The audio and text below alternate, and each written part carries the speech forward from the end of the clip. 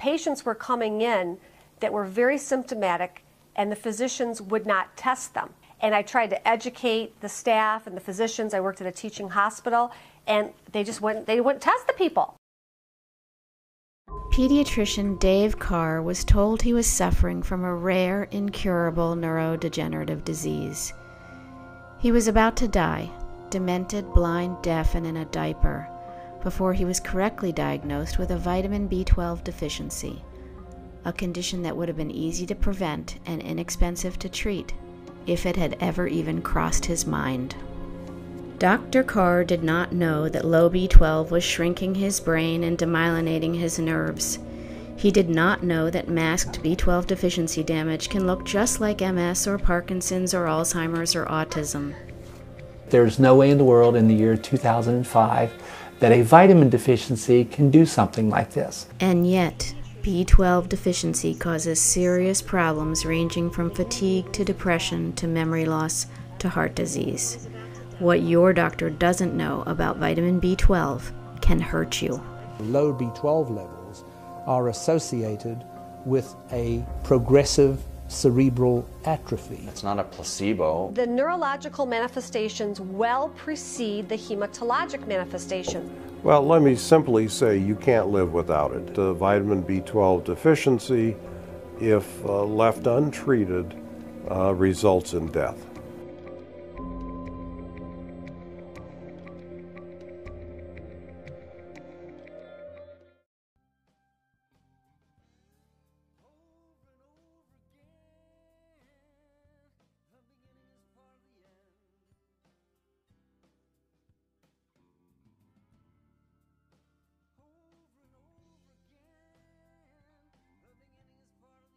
I'm now having to basically go half days and have to go home and literally sleep.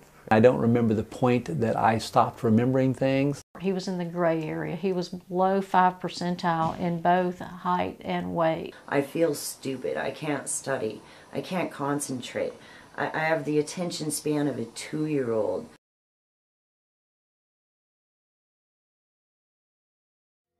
This is JJ, a kid who has always had a sensitive stomach. He is allergic to most foods with animal protein, milk, eggs, and meat. And as a small child, he was always coming down with an illness or another. And then a few years ago, something really scary happened. When he was 11, he got sick with pneumonia. So he was home from school for a couple of weeks. Right after the new year, he seemed to be okay to go back to school, so I sent him back to school. I wasn't feeling good. I was really lightheaded. I felt like I was going to puke. And so I went downstairs to the office and called my mom and asked her if I can come home because I didn't feel good. So I asked my son if he was okay to walk home, and then I would meet him. All of a sudden my legs went jelly and I literally fell to the ground and I couldn't get up. It basically took me a good hour to get him home, which is only like a 2-minute walk.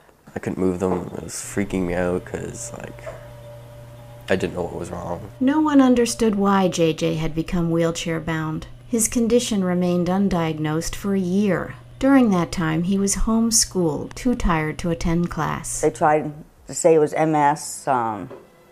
They just weren't sure, and they really didn't want to do anything at first until I fought and finally got him into Sick Kids Hospital up in Toronto. When I got to Sick Kids Hospital, a lot of doctors, at least 20 of them. They thought at first he had Wilson's disease. They knew it was something to do with the liver because the liver testing came back that it wasn't normal. JJ's multiple neurologic, psychiatric, and digestive disorders worsened. He was bedridden and almost catatonic. I didn't want to do anything. I just sat there and slept. He was close to death because I was told that stuff was shutting down on him. And this doctor came in and took my blood, and then he came back and said I had a vitamin B12 deficiency. And he was like, oh, thank God they found a cure. B12 deficiency is dangerous because you have a window of opportunity to treat it. And if you don't treat it, you're going to destroy the myelin. Okay, and sometimes there's no recovery. That's why these people are in wheelchairs or bedridden or die. To fail to find something that's easy to fix is something you try to avoid. MS is a demyelinating disease, and so is B12 deficiency. You can't tell the two apart unless you test for that. It causes neurologic disorders, psychiatric disorders, can cause people to fall and break their hips, can cause them to have dementia. It can cause cardiovascular disease, cerebrovascular disease. Repairing the nerve damage caused by low B12 requires high doses of B12, often for the rest of one's life. Like, at first I didn't think it was going to work, because I was like, I'm crippled for life, just deal with it. Then I was able to start crawling and move my legs, which is, I was like, oh my God, I can almost walk, and I was like freaking out. And a couple of months I was in a walker. That was pretty awesome. If they've had damage for a long period of time, then they might not get completely better. When I finally lost the walker, I felt normal. When I'm walking, I kind of lean forward, and my mom's like freaking out that I'm gonna face plant. And very difficult to see a child to have to go through this, particularly, as I said, when it could have been prevented, and it wasn't. But why wasn't it prevented? By the time anyone tested JJ's B12 level, it was 0, and he was very nearly dead.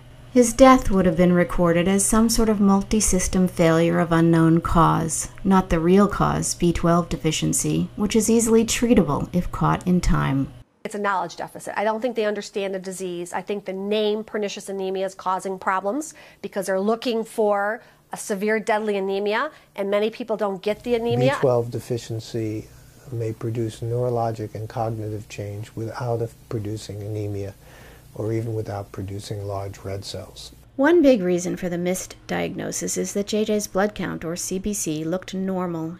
They've been taught you have to have anemia and macrocytosis to have a B12 deficiency. That is completely untrue. You're not going to get macrocytic and large red blood cells because we have enough folic acid. For over a decade, both the United States and Canada have fortified all flour products with folic acid, the synthetic form of folate, another B vitamin. For longer than that, prenatal vitamins have had high folic acid added to them. These well-meaning public health initiatives are meant to prevent neural tube defects in pregnancy. But folic acid and B12 are cofactors, and folic acid will correct the enlarged red blood cells that used to occur as a late-stage indication of B12 deficiency. Folic acid will not correct the neurological damage. The B vitamins work synergistically together, especially B6, folic acid, and B12. They kind of went on this big campaign with folic acid, and they just thought that's the only thing with neural tube defects, but they forgot the B12, which to me never made sense because B12 is specific for the myelin that surrounds the brain and the spinal cord. I always remember this in nursing school thinking, well, why aren't they doing B12? Just folic acid, folic. It made absolutely no sense. Prescient researchers warned public health officials that universal folic acid supplementation, which corrects the anemia doctors were taught to look for, is bad for people vulnerable to low B12 because it will hide their deficiency. Has this led to an epidemic of undiagnosed B12 deficiency and disease that could have been prevented? The mounting evidence-based medicine suggests the answer may be yes. So with respect to the possibility that folic acid fortification has placed individuals who have B12 deficiency at risk and who therefore are now more vulnerable to the effects of that B12 deficiency, there is concern and growing concern that that may be the case. Folic acid supplementation may be delaying the recognition in B12 deficiency by correcting the abnormalities in the blood without affecting the neurologic abnormalities. Any severe B12 deficiency will cause neurological problems, and that is being masked by the illusion created by the folic acid ameliorating the anemia. So that's what masking is all about. The danger is if you have a B12 deficiency and you mask it and it continues to go on, you can cause injury. JJ has been permanently injured. He suffers from extreme fatigue and attention deficit in addition to neuropathy, osteoporosis, and pain. I didn't used to have back pain, but now I do. It's like getting old. Degeneration of the spinal cord. It's a form of B12 deficiency where it was left too long, so it's got a lot of nerve damage. I can't use my hands at all. I can't run. If you're normal, you should be able to say without a problem, my toe is down or my toe is up. With B12 deficiency and subacute combined degeneration of the spinal cord, that ability is lost. How many doctors have ever even heard of subacute combined degeneration of the spinal cord, which presents on an MRI as a particular pattern of damage? How many know that this damage is treatable with B12 shots if it is caught in time? How many know that this damage is greatly accelerated when nitrous oxide is used in anesthesia because nitrous oxide inactivates B12? Nitrous oxide is a very potent oxidizer of vitamin B12. And when B12 is oxidized, it's not able to act as it's supposed to in the various chemical reactions it functions in. And it can precipitate acute neurologic dysfunction in someone whose B12 stores are marginal. Donald Jacobson of the Cleveland Clinic has been studying vitamin B12 for over 40 years. B12 deficiency was named pernicious anemia because until the 1920s it was an end-stage, incurable disease. Then researchers discovered that liver milkshakes would treat the disorder. What was it in liver that was saving people's lives? The active principle in liver turned out to be vitamin B12.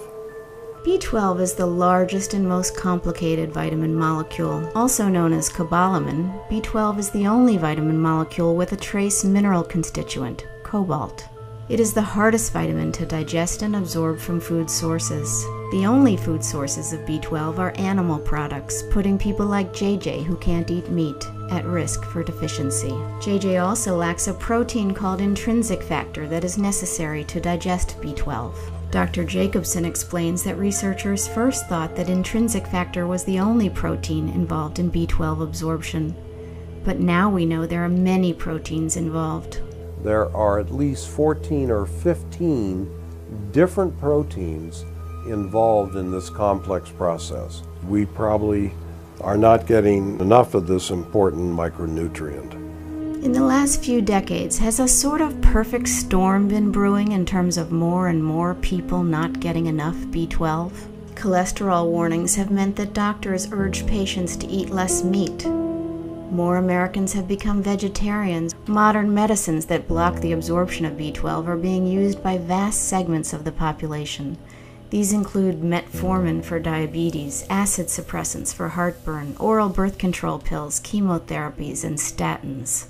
The population is aging, and with age comes a decreased amount of hydrochloric acid, impairing a person's ability to digest B12 from food. In many of these elderly populations, as many as 30% of people may have B12 deficiency or marginal B12 deficiency, or what's called subtle deficiency, defined by normal levels of the vitamin in the blood, but high levels of the metabolites methylmalonic acid and homocysteine. Unfortunately, the reference ranges doctors use to determine how much is enough B12 were instituted when we thought B12 deficiency was first and foremost a problem with blood cells.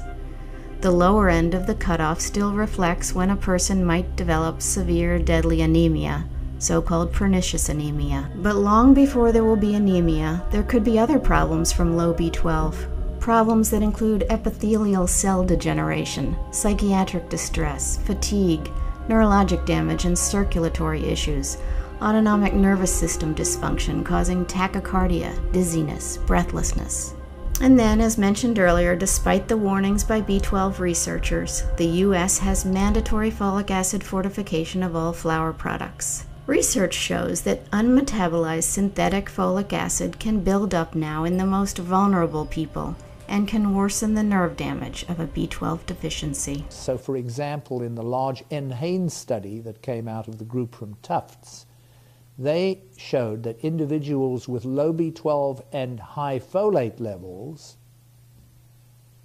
had more neurocognitive deficits than the individuals with low B12 without high folate. If you treat someone who has B12 deficiency with folic acid, you can either precipitate neurologic abnormalities, or if the patient already has neurologic abnormalities, they can get much worse.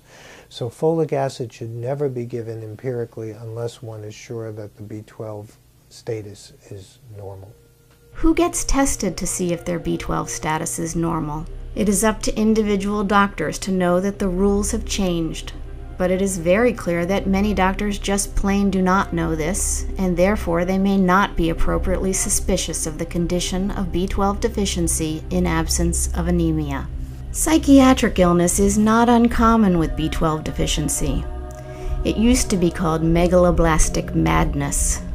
What a doctor may not realize is that the psychiatric problems and the megaloblastic anemia are distinctly separate manifestations of B12 deficiency.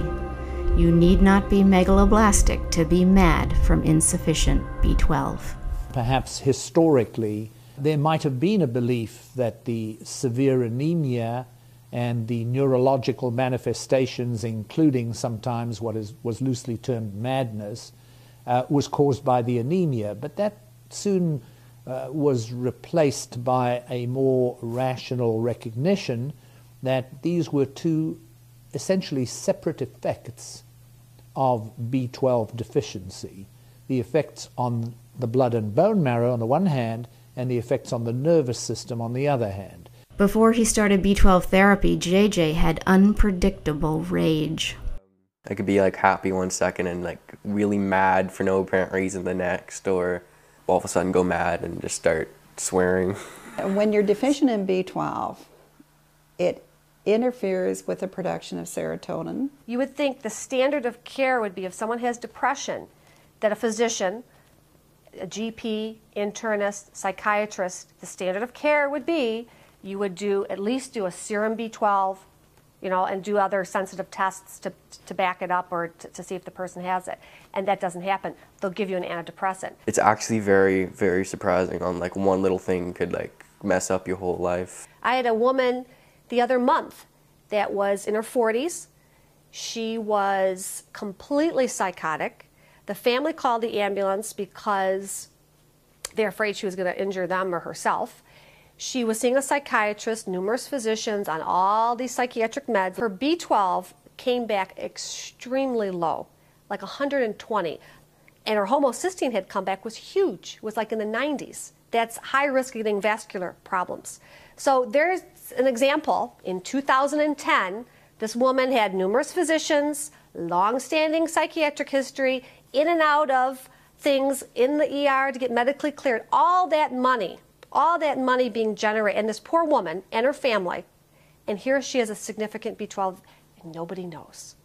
Many well-meaning practicing physicians simply think that this dangerous vitamin deficiency is a thing of the past. I definitely remember myself feeling, oh, here's another placebo that people are just doing because they want to make themselves perfect. But this widely held and erroneous assumption about B12 can be a serious problem, as pediatrician Dave Carr found out in 2005 when he became the patient. I had no reason to suspect that anything out of the ordinary was going on other than that I was getting older. I also remember rounding at the hospital, and on several occasions I almost tripped. I guess we would call it foot drop, where the front of my foot went down when I was bringing my back foot forward, and I stumbled, and I did it twice while I was rounding, and I remember saying to myself, boy, getting old is sure a bear. Then I started noticing a little bit of loss of balance.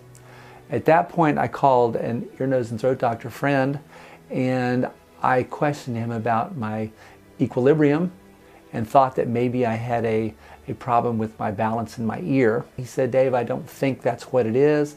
I think you need to see a neurologist.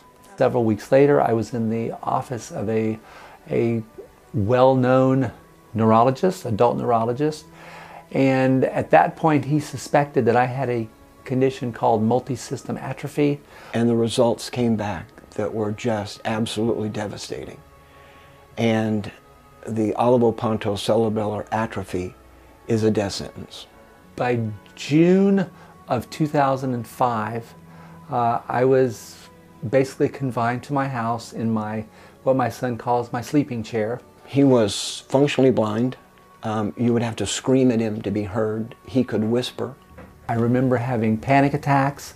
I remember my friend, the same Dr. Harvey Barnett, standing by me. My best friend's wife informed me later on that she went to one of my doctor's visits with me, and that my neurologist said to her, "Why don't you just call hospice and make him as comfortable as possible?" He was rolled up in a fetal posture. His hands were retracted. His thumb was in between his ring finger and his middle finger. He was shaking uncontrollably, and it looked like he was freezing. He had lost probably 30 pounds. I yelled at him, "Why don't you just let me die?" And he said because he couldn't, he put me in his car and he drove me to Shands Hospital in Gainesville, Florida, where I was correctly diagnosed with a vitamin B12 deficiency.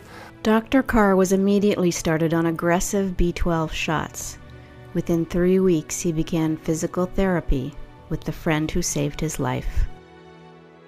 I returned to the office in March of 2006 in a wheelchair. I have since weaned myself off the wheelchair, and I am the most stable on forearm crutches. I learned a saying in medical school: when you hear hoofbeats, look for horses, not zebras. I think that most doctors, including myself, consider B12 deficiency as a zebra. To know that this, in fact, was the proverbial horse and not a zebra, I felt personally responsible for missing this. If my best friend had never picked me up, taken me to Shands Hospital where I was correctly diagnosed, I'm sure it would have gone down that I had died from a neurological condition, ignorance. I don't know any other way to explain me not thinking I had a vitamin B12 deficiency. Patients can have severe neurologic damage without any telltale sign of megaloblastic anemia. To confuse things more, they can also have damage in the outdated, so-called normal range of serum B12. Eventually, the toxic metabolites homocysteine and methylmalonic acid will start to build up in a person who does not have enough B12. All these tests might have to be done to rule out a deficiency. My doctor never did the vitamin assay. His methylmalonic acid is up here, and his vitamin B12 level is down here. This is lethal, this is lethal. Knowing what I know now, yes, it seems very odd that B12 levels are not routinely checked. I can only assume that it happens much more commonly than we would have ever imagined. I think we don't think about B12 deficiency enough in the setting of neurologic, psychiatric, and cognitive disorders. What I see is a kind of indifference and sometimes an attitude of condescending indulgence. Oh, there he goes on about B12 again. A patient who is in a high-risk group, I would test. And by high-risk groups, I would include people who are on a vegetarian diet. I would test in people who had intestinal dysfunction, suggesting malabsorption, particularly problems with the stomach. Problems with the stomach include ulcers, not so much because of the ulcers, but because of the medications people take to treat those ulcers. Proton pump inhibitors, Prilosec, Prevacid, Nexium, and physicians are prescribing that like candy to them. People who were on the proton pump inhibitors were more likely to be deficient in B12 than the people who were not. Any patients with a vegetarian or vegan diet or who don't eat a lot of red meat should be checked. I think any patients who complain of fatigue, paresthesias, numbness, tingling, any problems with balance, memory issues. I don't remember the point that I stopped remembering things. I'm not sure if I remember a lot of the things that I've relayed to you today, or if I remember them because someone told me about them. And he was very ill, and they thought he had leukemia, and it took him a month to figure it out. He was at Henry Ford Hospital in Detroit, and they figured it out that he did not have leukemia. They did a bone marrow. He had B12 deficiency, which was pernicious anemia. So I found out that I was B12 deficient myself when I was about 20 years old. Sally Patchlock and Jeff Stewart are married health professionals who have witnessed so many cases of undiagnosed B12 deficiency in their patients, friends, and family members that they wrote a book in the hopes of raising public awareness. She was so fatigued. She was having the classic B12 deficiency problems, gait problems, numbness and tingling, depression. She was going neurologically downhill. Now she's 45 and she said she was using a cane. She kept falling. They didn't know what was wrong with her. I don't know if they thought she was psych. One day she collapsed and she just like fell again and was hospitalized. And the reason they figured out that she had B12 deficiency was a pulmonologist, because she had pulmonary embolisms. They started to investigate why, at her young age, why was she having PEs. When he looked at her whole medical history of her falling and this and that and her blood tests, they tested her for B12, homocysteine, all that, and she had severe B12 deficiency, pernicious anemia, which for years she had this. And how she was getting a little B12 was getting blood transfusions, which is crazy. She's 10 years post her injury. She now uses lobster crutches to ambulate. She has urinary incontinence problems. She's got cognitive problems because what it does, and you gotta remember, this is a 45-year-old woman. This does this to elderly. We go, oh, well, you should be forget. She did have a malpractice suit. 10 different doctors were involved, 2 institutions, and she won. But the point of the matter is, no money in the world. This woman is physically disabled at 45 for the rest, she's 55 now, for the rest of her life, and cognitively. Prenatal vitamins have high-dose folic acid. There is not enough B12 in a prenatal vitamin to prevent a B12 deficiency, and there are many reasons a young woman can have a B12 deficiency.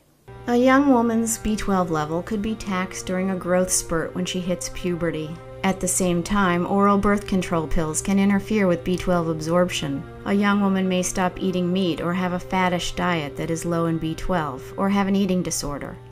She may have her teeth pulled using nitrous oxide anesthesia, which will inactivate already low B12. And then a young woman in childbearing years may use vitamin supplements that are high in folic acid, but have an inactive B12 analog. Research shows that there are remaining neural tube defects that occur post-fortification, and they're associated with B12 deficiency. Folic acid fortification has reduced the incidence of neural tube defects by about 30% in the USA, which is good but a little disappointing because 70% of them remain. Pregnancy increases a woman's B12 requirements because the fetus needs its mother's B12 for growth and development. So, during pregnancy and postpartum, these days it would not be surprising for a woman to be left with a masked B12 deficiency. This is even more true if she's breastfeeding and not eating meat. All in all, it could lead to a B12 crisis. And I've seen a couple patients in the ER that had postpartum psychosis, and they were both B12 deficient. That's well known. I mean, depression, psychosis, they should always be checked for B12. There are women who have actually killed their children or killed themselves. And you wonder, you know, they had that. Was B12 a cause? Nobody's testing. We don't even know the true incidence of B12 deficiency. One of them had thoughts about wanting to kill her baby, and she was depressed about that. And she had just given birth a few weeks ago, and so we tested her, and she was positive. So I treated her in the ER. In the United States, over 5 million vegetarians. And a lot of what happens with the children is that mothers who are pregnant, like say they've been a vegetarian for 10, 15 years and they get pregnant, and then their breast milk doesn't have enough B12, those children can become severely B12 deficient and they can have a brain injury. Lennon is 11 years old. He has brain damage that could have easily been prevented if his doctor had known the signs and symptoms of B12 deficiency. At 9 months of age, Lennon had dysphagia, that is, difficulty swallowing solid food. He then experienced failure to thrive and weakness and pallor. He was misdiagnosed by 3 pediatric specialists, including a pediatric neurologist, who told Lennon's parents that he had a rare and incurable neurologic disease of unknown cause. Sound familiar? Lennon started getting the right medical treatment at age 2, but by that point, some of his acquired brain injury was permanent. Lennon is in 5th grade and he's in special education. One of the hardest challenges for him is his inability to stay on task and pay attention. Handwriting it's very, very difficult. He's not able to really write assignments of any length. He definitely struggles in school. Lennon had been a typical happy baby until 9 months old when his eating regressed. And our doctor assured us that Breast milk was 100% nutritionally complete. We were concerned about his development, that he wasn't able to really turn over good at 15 months, although he had done it before. You know, he's a sack of potatoes. His head just flopping around. And we again expressed, you know, something is wrong. Lennon had become an unhappy baby who was prone to infection and slow to heal. He acquired noticeable tics and repetitive gestures, as well as shortness of breath. He would sit around and pull his fingers and do his lips, and we kept bringing it up to the pediatrician, and I think his response at that time was, well, he's not doing it now.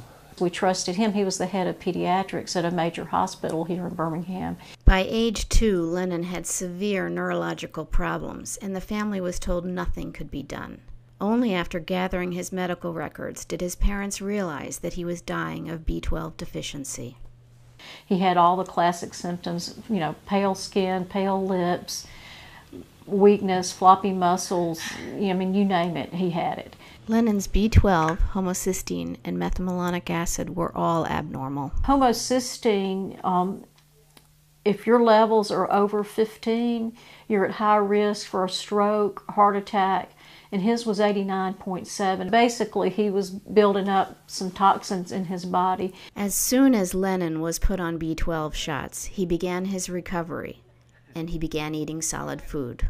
After he had been on the shots, he was a happy baby like he had been early in his infancy. If you could tickle him, he was just happy. There are kids that have autistic symptoms that are B12 deficient, and that's all. There are older people with dementia that are having symptoms of B12 deficiency. Lennon couldn't walk till he was 2.5, and that was after being on B12 injections for 6 months. He started walking right around Mother's Day. It was the best Mother's Day gift you could ever hope for. And he potty trained at 4.5, but he had a lot of catching up to do. You know, we wish so badly that we would have, even at 12 months, just left our pediatrician. We'd known him for 20 years, so he was fully aware that we were vegetarians, as well as our OBGYN. He knew we were vegetarians. I took Centrum and I took folic acid and iron during my pregnancy. But that's, you know, he told me that was fine for me to take. As far as I'm concerned, if you're deficient in B12, there is not enough B12 in a multivitamin. You need more. You have to have over 1,000 micrograms orally to correct a deficiency. You know, I didn't realize that I was B12 deficient, but in retrospect, once I was diagnosed and learned about it, I did have symptoms, but I didn't know what to attribute them to. I would feel like little electrical shocks going up my arm, like, you know, real mild, not anything, not constantly, but just randomly. And I would think, well, that was weird. Once I was on shots, that totally went away. Lennon's new pediatrician took him off B12 shots as soon as his blood level returned to normal. I noticed a difference in Lennon at that point. I called the neurologist. I said, I'm concerned. I can see a difference since he's gone off the shots. I called the hematologist and our new pediatrician, and nobody would put Lennon back on B12 injections because they said he didn't need them. We check blood levels, and sometimes that's not the most accurate way of ascertaining whether a patient is B12 deficient. The tissue concentration tests are a bit more complicated to do. They're more expensive, and so in these patients, that's what you might be running into. Their levels look good on paper, but they're truly deficient. It's not getting absorbed into their tissues. When you test for B12 deficiency, you may not get the right answer. Serum B12 can be very misleading. You may have all of your B12 on a protein called haptocorrin, which is not the general delivery protein. That means you probably have a deficiency of the transport protein called transcobalamin. And you can actually determine the total amount of unbound transcobalamin in circulation, a test called the UCBC, unsaturated B12 binding capacity. Only transcobalamin 2 gets transported into your body, into your cells. It's only 20%. I just recently found out my daughter's got B12 deficiency. Her B12 is low, so I've started her on the medication, and so far her migraines have gone that she was getting. The weakness of the legs are gone. She's not as tired. She's not as moody. They try to tell me that it's normal, that she didn't even have B12 deficiency. I know it's low. B12 is needed for the brain, for growth. When children are B12 deficient, their brains aren't growing. Their head circumference slows down, their height and weight. We didn't tell any of his teachers he was back on the shots because we just didn't want to say anything.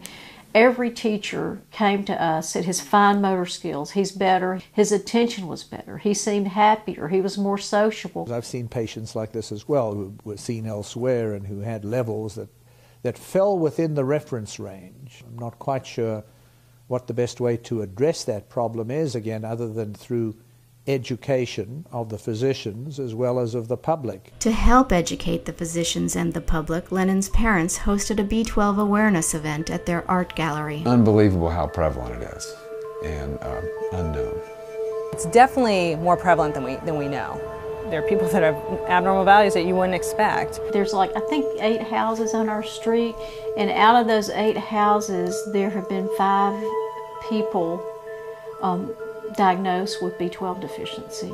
There's a huge amount of people who are suffering who are not diagnosed. There have been many, many, many more cases since we've been involved with this that have shown up. My dad's one of them. Balance became an issue for him and some forgetfulness and whatever, and he actually came to the vent, and as he came in, he fell down. And it was a battle to get his physician to even test him. B12 deficiency really hits the elderly.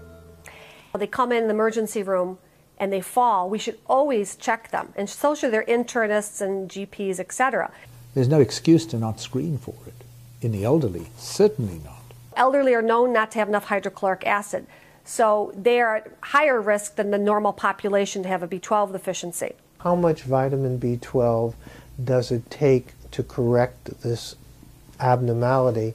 It turns out it's much more than one would expect. So an older person may require 500 to 1,000 micrograms of vitamin B12 in pill form daily. B50 complex, that has 50 micrograms of B12. And when you look at the percent RDA, it says 833%. So you go, woo, like, wow, I'm having enough. But if you have a malabsorption problem, that's not going to do anything for you. You'd have to have over 1,000 micrograms, which you can buy like supplements. I did not have a single nursing home patient in the 2 years that I worked in nursing homes who was taking an oral vitamin B12 supplement. Low B12 levels are associated with a progressive cerebral atrophy that could contribute materially to cognitive function.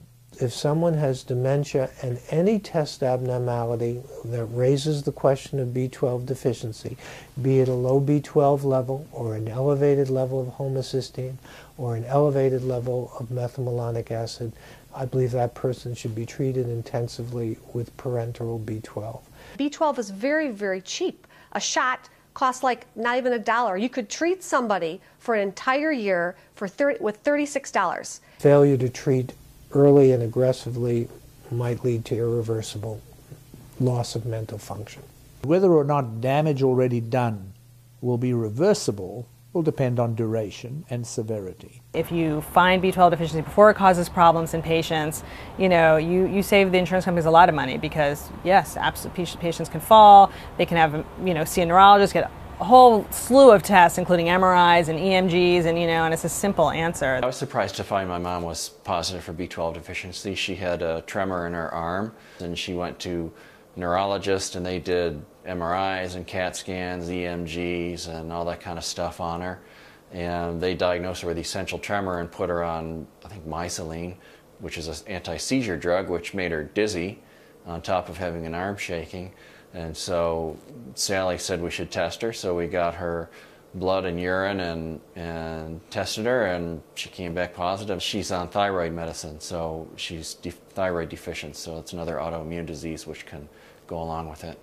She had had abnormal pap smears for years, and they wanted to do different procedures on her. I think they did do some procedures on her, and once she was diagnosed and treated for B12 deficiency, all of her test results from that time on came back normal.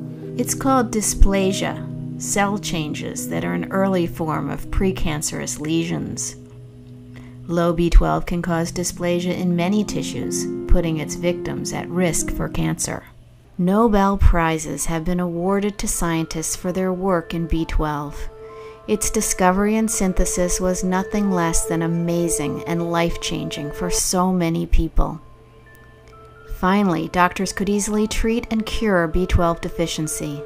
After B12 became available, many family doctors found they could use it to treat fatigue and mild depression, and many patients would report how much better they felt when they got B12 shots. No blood work was done, nor any disciplined research. But then in the 1980s, the DRGs came out. The DRGs, or diagnosis-related groups, assign a number on every medical treatment for insurance and hospital record keeping. For what seemed like very good cost-saving reasons, insurance companies stopped covering B12 injections, except in confirmed cases of classic autoimmune pernicious anemia. Almost overnight, doctors went from liberally using B12 shots to denying them to their patients. Sophisticated and well-educated doctors did not want to be accused of trafficking in something that no one had bothered to prove wasn't a placebo. Patients who had felt fine with a periodic B12 shot were now told their symptoms had to be psychiatric in nature, unless they developed enlarged red blood cells.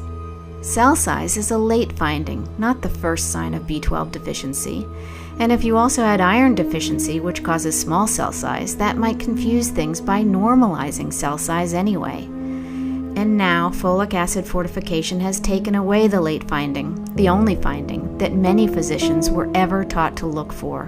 What have the unintended consequences been? The answer is we do not know, but plenty of people are worried because the statistics from the CDC are worrisome. For example, the incidence of every single neurodegenerative disease has gone up. Everything from essential tremor, Parkinson's, MS, multisystem atrophy, macular degeneration, autism.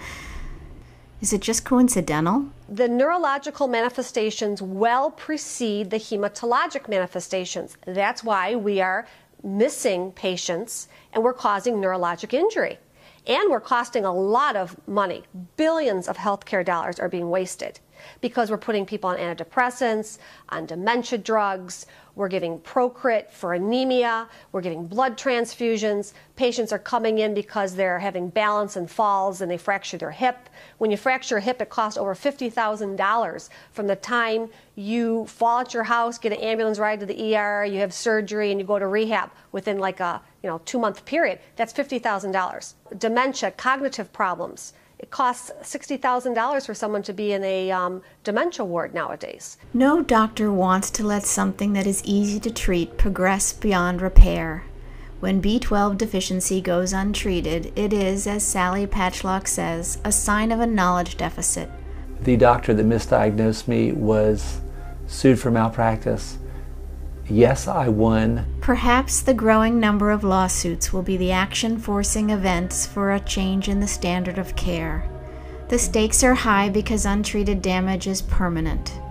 How many elderly people are demented and in wheelchairs and diapers from nerve damage and with heart disease and autoimmune dysfunction and atypical cells and DNA changes because of their unchecked, slow and steady loss of B12 and rising homocysteine and methylmalonic acid?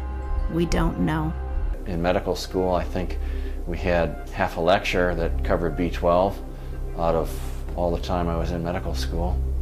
And that just consisted of macrocytic anemia. B12 deficiency is such an insidious disease. I mean, all the symptoms creep up very slowly. So you don't recognize them, and I didn't recognize this in my daughter. And it wasn't until a co-worker whom she didn't even really know that well, and he said to her, he said, "What is wrong with you?" He said, "You look awful." He said, "You can almost see through your skin." She would tell him tell the doctor how tired she was. And they wouldn't listen. They would put it down to depression. Even after she was diagnosed, and we weren't certain of the treatment, she wasn't responding to it. It was because she wasn't getting enough B12, but we didn't know that. She cannot go a month between injections. So she self-injects weekly. She needs that level in order to have a good quality of life, and that's what it comes down to. The CDC has a physician continuing education course on its website. warning doctors to keep B12 deficiency on their radar screen. Laboratories that do serum B12 testing now send alerts to physicians flagging B12 levels in the low range of so-called normal to warn doctors that our current reference ranges do not rule out B12 deficiency and that higher levels can be associated with neuropsychiatric and circulatory problems. Not everyone is up to speed on the urgent need to be vigilant about B12 deficiency. One of Tori Gardner's doctors just laughed at her and said, "Why do you think something is wrong with you?" Well, in fact, a lot of things were wrong with her. I've been biting my tongue because my tongue is swollen. And I feel like I'm really hungry, but I take a couple bites and then I'm full. I feel stupid. I can't study. I can't concentrate. I have the attention span of a 2-year-old. And I would get dizzy and I would have to sit back down.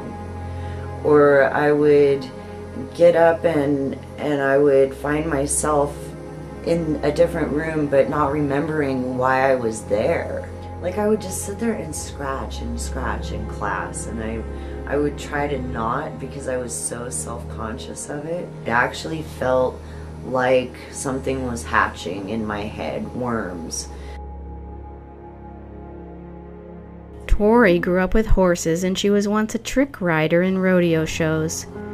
Today, she hardly has the energy to feed her horses, much less ride them. Her health history is long and complicated, as is typical of undiagnosed B12 deficiency. At the end of her second pregnancy, she developed preeclampsia. Her son was premature and had a congenital malformation of his heart and failure to thrive. Research now shows all of these can be caused by low prenatal B12. Tori had bowel problems and then colon surgery. She developed extreme irritability and mood swings so severe she says it destroyed her second marriage. Now, with her children grown, Tori recently went back to school. She lives with her boyfriend Jeff and things have been going great until she suffered a pulmonary embolism, and just recently she woke up with an essential tremor. By the time I left for work, it was in my voice and I sounded like Katharine Hepburn. And my chest was just pounding. Doctor came in and what he said to me was, "Tori, what I think you have is you're having an anxiety attack. And I am gonna give you something to calm you down and then we'll talk later." And I said, "An Ativan." I'm not having an anxiety attack. I am in the middle of a bachelor's degree in psychology. Trust me, I woke up like this. He got his chair and he sat down and he says to me, "What you have is post-traumatic stress disorder." And this is after spending less than 4 minutes with me. A few weeks before, she had diagnosed me with lymphocytic colitis, which is a little sister to Crohn's disease. That's when she learned she should be tested for B12 deficiency. And there was like 35 symptoms and I hit 27 of them. And I thought, you know, this could explain everything, even the colon problems. And I went in that day and I had my blood drawn and nobody called me back until I had gone to the emergency room. Because I told him I had some labs and could he look them up. And he said, "Well, your vitamin B12 is at 74. And at that point, I didn't understand in any way what that number meant. She takes one look at me and she says, "Oh my God, what's going on?" And at that point, my tremor was way worse than it is now. And I said, "I don't know, Dr. Van Amberg." And I started to cry. And I said, this isn't normal. You've been seeing me. I have not been like this. But yet I go to the emergency room and they tell me I'm crazy. And I just got done at a neurologist's office who told me that I'm post-traumatic stress disorder and that I need to see a counselor immediately. In fact, Tori's B12 level at 74 was incredibly dangerously low. Her homocysteine level was dangerously high, putting her at risk for cardiovascular disease. Chest pains for years, stabbing chest pains, just horrible things that lead me to believe that I've had this for quite a long time. Despite her digestive problems, her dangerously low B12, her high homocysteine, her tachycardia, her fatigue, and her orthostatic problems, doctors were quick to dismiss Tori as crazy and malingering. She's getting appropriate treatment now. Can she turn back the clock on injury? I've only been getting this kind of shot and in a regular basis now for about 2.5, 3 weeks. And we did 1 week of every day. And that's when I started to see something happening. On some days I don't tremor at all. My mood is better. My attention span is better. I have energy for the first time in months. Jeff had to work, and I actually got up and I steam cleaned my carpeting in the house. And my bathrooms were clean, and my kitchen was clean, and the dishes were done. And I, you know, Jeff came home and he said, "Oh my God, did the gnome arrive?" And I said, "Yes, apparently the gnome arrived and gave me a vitamin B12 shot because look what I've gotten done."